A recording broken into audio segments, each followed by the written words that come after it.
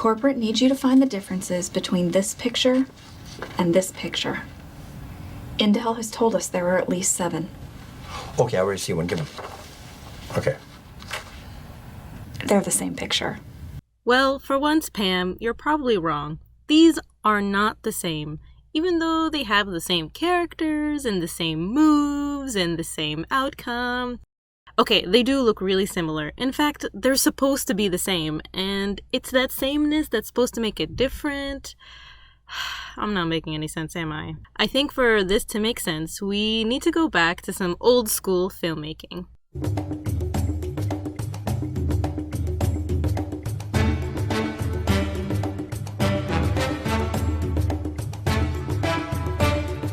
Back before we put movies in black and white to look cool, there was a filmmaker who revolutionized the medium. His name was Alfred Hitchcock, and he made many strange and weird movies. I haven't seen any of his movies myself, but because my YouTube algorithm is the way it is, I see a lot of his work referenced in a lot of analysis videos. One of these videos was explaining how Hitchcock looked at context, specifically context in scenes. He explains it best. Now the third way is what one might call pure cinematics, the assembly of film, and how it can be changed to create a different idea. Now we have a close-up. Let me show you what he sees. Let's assume he saw a woman holding a baby in her arms. Now we cut back to his reaction to what he sees, and he smiles. Now, what is he as a character? He's a kindly man. He's sympathetic. Now, let's take the middle piece of film away, the woman with the child, but leave his 2 pieces of film as they were. Now we'll put in a piece of film of a girl in a bikini. He looks, girl in a bikini, he smiles. What is he now? The dirty old man. He's no longer the benign gentleman who loves babies. That's the difference. That's what film can do for you. So we went from an honorable man who likes babies to a pervert who likes bikinis. From changing the context of just one shot, we get a completely different version of a person, even though they are making the same action. Hitchcock isn't the only one that used this technique to its full effect. Enter the scenes in question. Bellamy is bouncing around Luffy, mocking and laughing at him, wanting to reach the so-called Sky Island.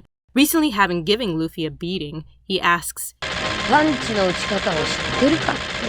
Luffy, angry that Bellamy stole the gold the old man risked his life for, strikes him down with one punch, his knuckles etched into the face of his enemy. When asked where he will go next, Luffy simply answers, Sora! Bellamy is bouncing around Luffy, mocking and laughing at him for wanting to defeat Doflamingo. Recently having been defeated by Doflamingo himself, Bellamy asks, Luffy, angry that Bellamy has been manipulated and gaslighted by Doflamingo, has no choice but to strike him down with one punch, his knuckles etched into the face of his friend. Luffy yells Doflamingo's name into the void, finally understanding how dangerous this individual is. Are you starting to see the difference? Without context, these 2 punches may look identical. However, once you realize the surrounding story beats that make each scene, you start to understand why they are similar and how their similarity elevates their differences. Wow, that was a fast video. Thanks for watching and see you in the next... What was that? Didn't go into enough detail? Who cares about the details? They can fill in the blanks. My audience is not that dumb. Okay, fine. Jaya Punch. When we first meet Bellamy, he is a smarmy, despicable pirate. His name is actually taken from a real-life pirate, so it makes sense that he acts more like an actual pirate would, rather than the cartoony ones we are used to in the One Piece world. Bellamy's main beef with Luffy is that he does not act like a real pirate would. He believes in fantasies. It's a petty thing to be mad about, but that's his personality in a nutshell. Luffy doesn't fight him in the bar because he doesn't need to.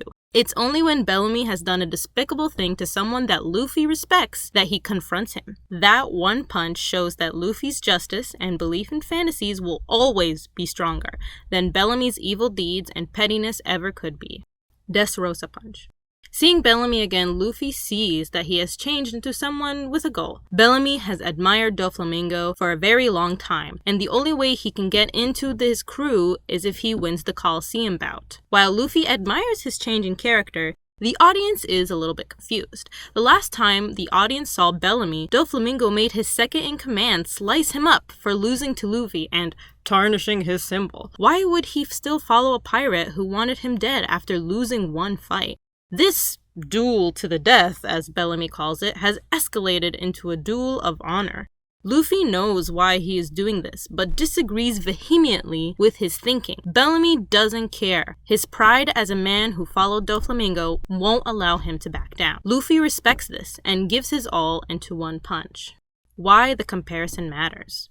I believe that this comparison was made so that the audience can understand what it means to challenge Doflamingo, a man who can literally change the monarchy of a country in one night, a warlord of the sea, a former celestial dragon. What does it mean to challenge Doflamingo?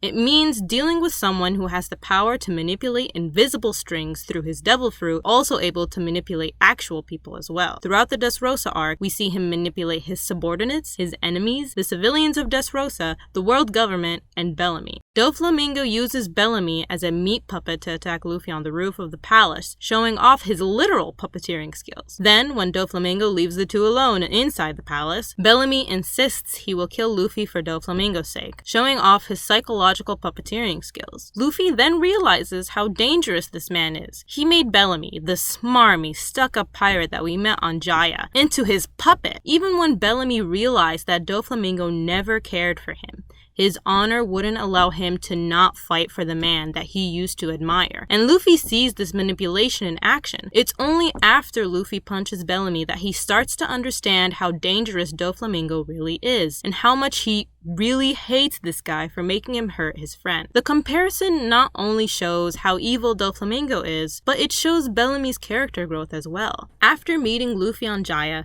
Bellamy went to Sky Island himself because he saw Luffy's shadow in the sky when he defeated Enel. He saw Luffy's bounty rise and rise over the next few months and realized who he had messed with. In a sense, Luffy was like Doflamingo. He was someone that Bellamy came to admire. ありがとうよ。友達と呼んでくれて。